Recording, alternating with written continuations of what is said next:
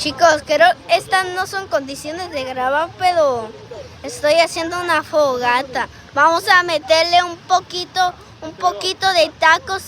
No, tacos no, marshmallows así, esos ricos. Y están tomando fotos. Vamos a ponerle marshmallows y más. Así que chicos, esto es todo lo que hemos hecho en Puerto Supe. Imagínense. Y estoy ahorita en la playa. Y lo digo en serio, miren. Miren esto. Miren esta belleza. Así que, chicos, nos vemos en otro video, ¿ok? Chao.